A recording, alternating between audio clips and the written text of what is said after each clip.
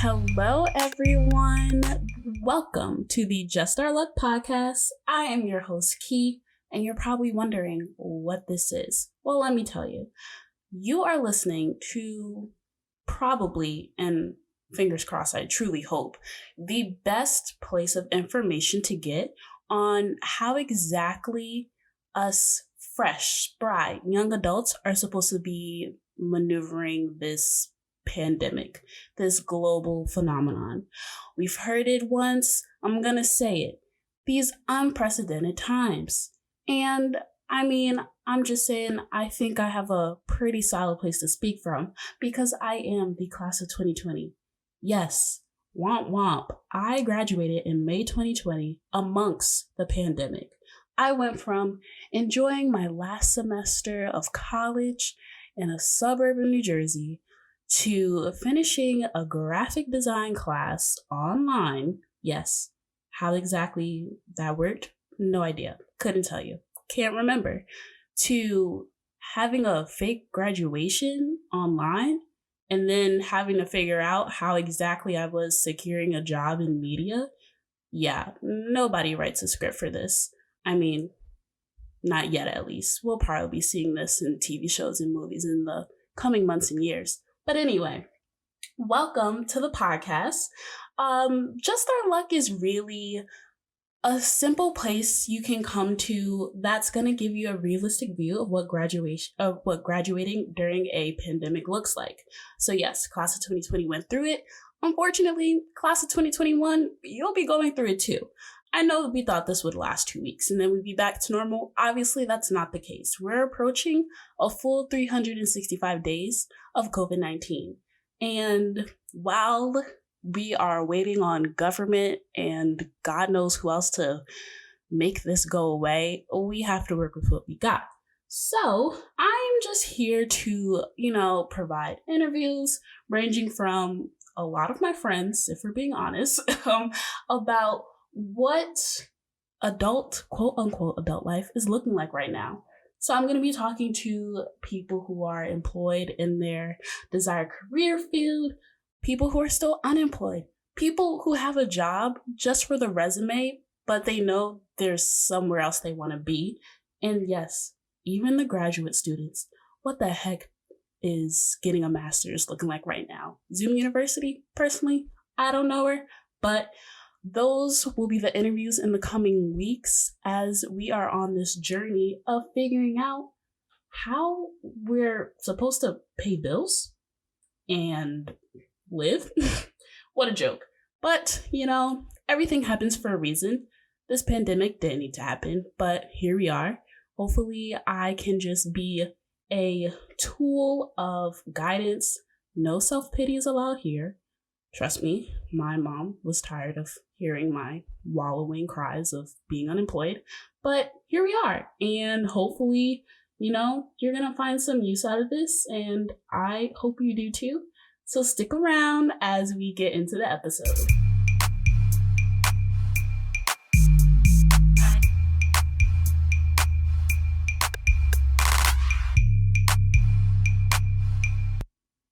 All right, so one thing I've personally noticed amongst this global pandemic is the rise of LinkedIn influencers. And not saying that there wasn't any before, but how many times are we going on LinkedIn? We're going on, even Instagram and seeing people who are giving resume tips and cover letter strategies and ideas. And while that is so helpful, these are also coming from people who honestly are not fresh out of college, thought they were stepping into the new world, hitting the workforce and getting right into it. So that's what Just Our Luck is here for. So we might as well just get into it about me. I am almost 23 years old, just graduated. As I said, I went to Seton Hall with a undergrad in business administration, concentration in marketing, a minor in graphic design and advertising, and a certificate in market research. However, it was probably about halfway through my junior year, I realized that media was my speed. Media was my jam. I love creative anything. That's why I minored in graphic design. The energy I got walking into my art class versus quantitative decision making, you see where I'm getting at here. So I always knew that I wasn't going to be stuck behind a desk working on a computer and chugging along. So just some guidance on where I am right now. Currently in February of 2021, I am working as an entry-level associate at a media agency. It's called digital investment. So essentially I'm working for a luxury client and I'm part of a team responsible for the paid digital advertising. So when you go on websites and you see the banners and squares of insert company here and ads, I'm a part of that process of reaching out to partners, vendors, websites, publications that really gain a lot of traction and have a lot of engagement. And I'm responsible for developing a media plan and more technical data things like trafficking things out, measuring impressions, blah, blah, blah. But if we're being completely honest, I didn't get to where I am right now until November of 2020. Yes, I went May, June, July, August, September, October, November. 7 whole months not working where I wanted to be. Where was I, you asked? Oh, just your favorite local wax chain. And while I met amazing people and people who made my day, every week, honestly, every day, I was going home thinking, I don't want to be here. This isn't what I got a degree for. This isn't what I want to do. And I'm not knocking anyone who wants to be an esthetician, a waxer, anything like that. But there's just this certain mood you get in when you're doing something you hate. And I hated it. But I made the decision with my best friend to move out. You can call it, honestly, it was manifestation. We wanted to move out pre-pandemic, and then pandemic happened. Unemployment blessed my bank account as a still in college student who didn't have bills because, shout out to my parents, I was commuting from home at the time, but I was able to save my money, pray for the best. If we're being honest, my original timeline, I was moving out August and I was fingers crossed, hoping, praying that I was going to get a job October. Really September. Well, really, if we're being honest, I really thought I was going to have a job come the summer. And that process in itself was a hot mess. And no shade to any of the HR people I got to meet along the way of applying, interviewing, doing media tests. But it was honestly quite ghetto and I never want to do it again. But here we are. Everything happens for a reason. And I think going through getting ghosted by HR people, yeah, you heard me, ghosted. For me to realize that maybe I am supposed to be learning something through this. I knew everything wasn't going to be roses and sunshine, but when you're doing a follow-up email like they tell you to do on LinkedIn and no one is getting back to you, it hurts a little bit. I'm just putting that out there.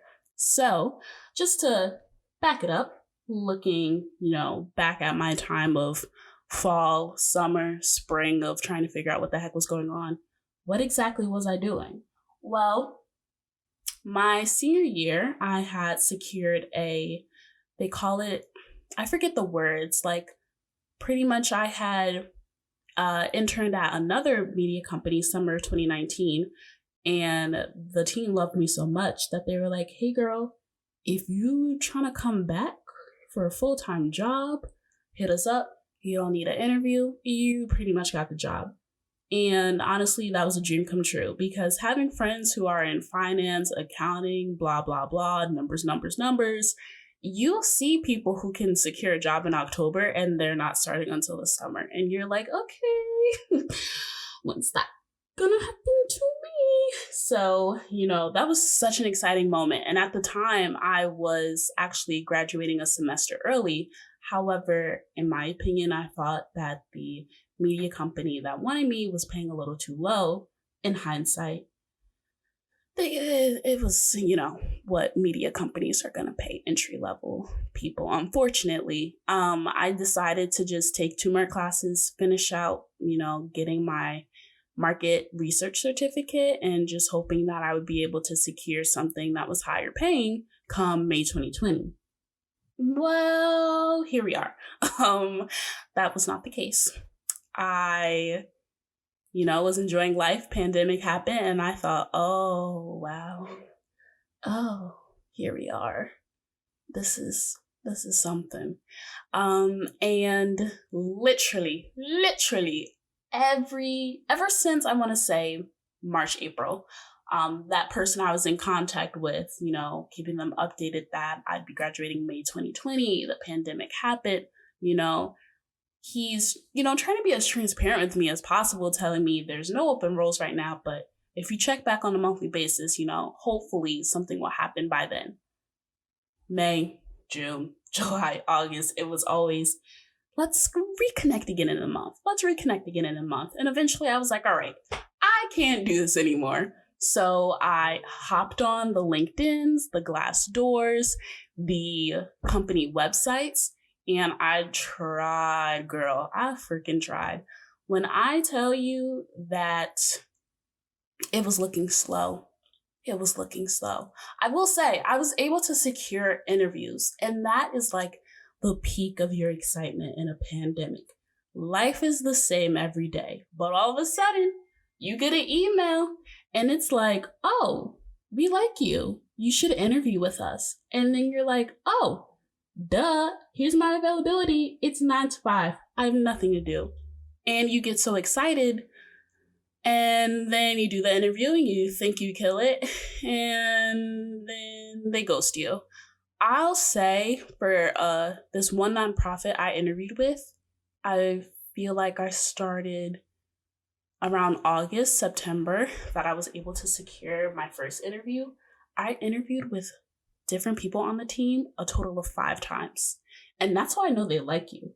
When you're just talking to essentially an entire team of people with various, capacities within that team, you're getting far. And your girl was getting cocky. I was like, oh, this hiring manager knows someone who's in my sorority, so he has a positive connotation, period.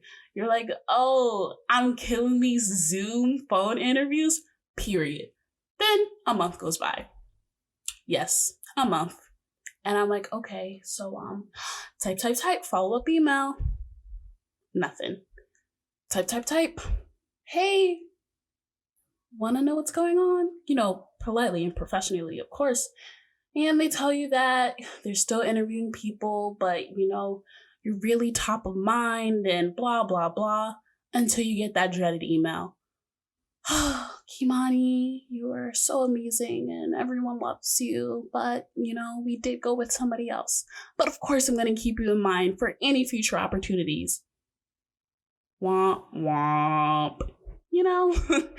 Definitely, I will say I love to think I'm an optimist, but if we're being honest, I'm more of a realist with a dash of pessimism. So I kind of felt that coming.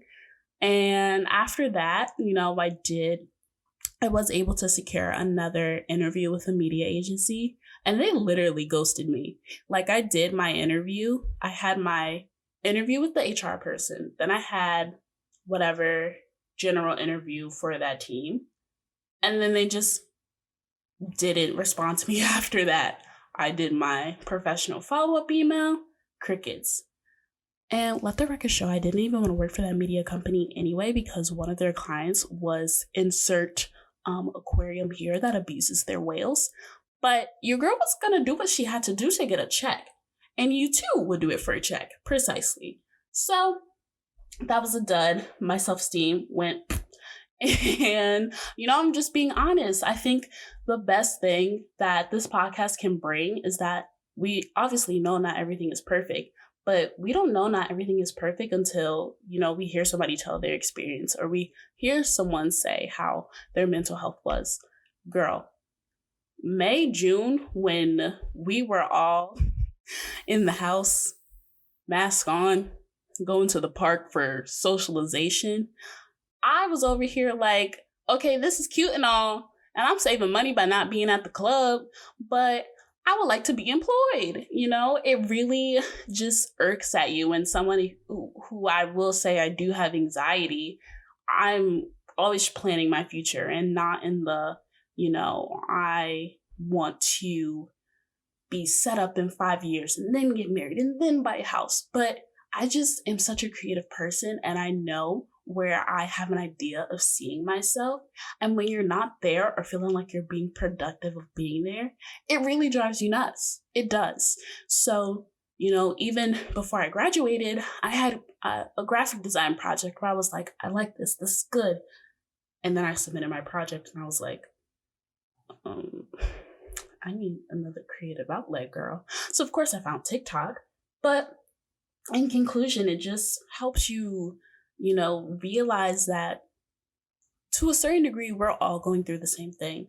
And that's so corny. And nobody wants to hear that. And I did not want to hear that coming from my mom, but it's true.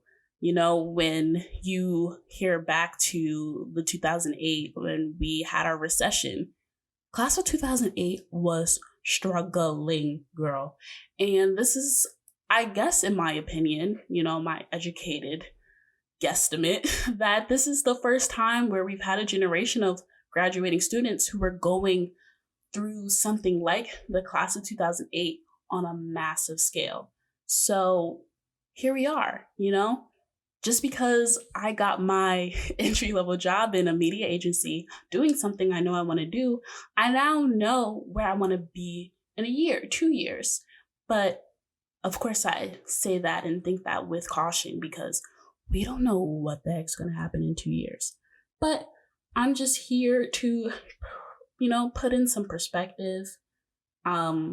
If I had somebody telling their real world experience of, it's not even that I have a bad resume. It's not even that I have a bad cover letter, but I am in a very large pool of candidates because so many people are unemployed. And I'm not just talking about class of 2020, but what about the kids from class of 2019? What about the middle-aged adults, late 20 adults who also lost their job in a pandemic? We're all fighting for scraps, honey. And it's not cute out here. It took me 7 months to get somewhere where I'm like, wow, okay, this is the first step. But unfortunately, the journey continues. As comfortable as I am right now, as happy as I am in this place and in this spot where I am in my life, I know it's not going to be like this for the next 10 years. And not that I want it to, but when you think about Rise and Grind Twitter coming at your neck because you want to, work in corporate America or you just really don't want to be an entrepreneur, girl. Absolutely not. I did that in 8th grade with my best friend and I'm not going back. But it's just important to realize that you can get to where you want to go, but let's be a little realistic about it. I thought I was having my little job 2 months after graduation. It took seven. So please, all I can, think to say is look at that resume again. Please type out the cover letter. I am so lazy when it comes to cover letters. And I think that is something we don't talk enough about. Cover letters are the most specific yet unattainable goal that I feel like companies have. You want me to talk about myself in a paragraph when you can look at my resume because my resume is good as hell, girl. You want me to tell you that I'm passionate, but how many other people are saying that I'm passionate? So have there been times when I've been writing, filling out an application online and that cover letter doesn't have an asterisk by it? Have I not put a cover letter? Absolutely. If any LinkedIn influencers hear that right now and cringed, I'm sorry, but there's only so many times I can go in and change the company, change the mission statement, change how my passions are relevant until I am just tired of tip-tapping on my Mac. So here we are. Staring at each other. Now what?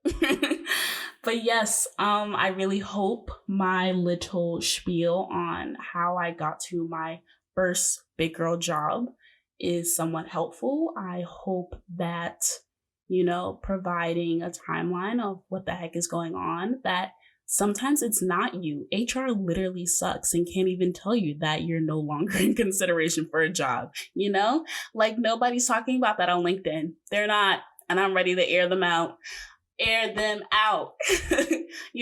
Maybe when I hit manager status at somewhere that I want to be, I'll be ready to do that. But in my little entry-level pool right now, I'm chilling. I'm not trying to test the waters. But in the future, HR, you can square out with me. And that's home, period.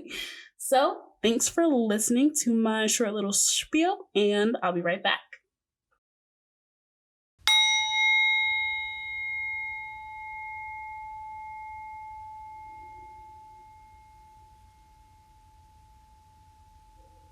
All right, everyone. So you just heard my handy dandy, my BFF, my singing bowl.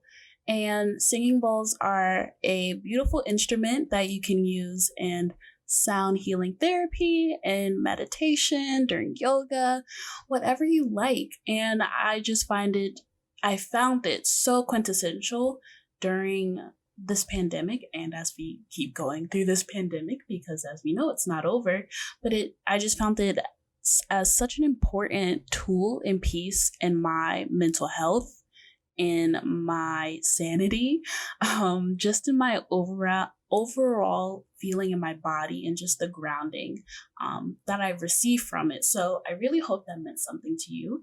As I end off this podcast, I am just going to be throwing in some lovely mindful mantras and quotes. And I really don't mean to be corny, guys, but once again, I just feel like we need weekly, daily reminders that where we are right now is where we're not going to be stuck in. Yes, this moment may be still and it may be stagnant, but it won't always be like this. So of course, for the very first episode of Just Our Luck, I will be concluding with my favorite quote of all time from Paulo Coelho, who wrote The Alchemist and many other books that I highly recommend. In it, he says, "And when you want something, all the universe will conspire with you to get it." So thank you everyone for listening to the very first episode. And I really do hope you stick around. It won't just be me blabbing on and on next time, I promise. Stay tuned. I have some friends who are about to finish getting their master's, specifically their MBA. Another friend who is, looking to make it to the media entertainment industry as well. And another friend who's getting her master's in the science field. Yeah, like real science. Gross, I know. But anyways, guys, thanks for joining me, and I hope you all have a blessed, amazing, productive, and powerful week. Thank you so much. Bye.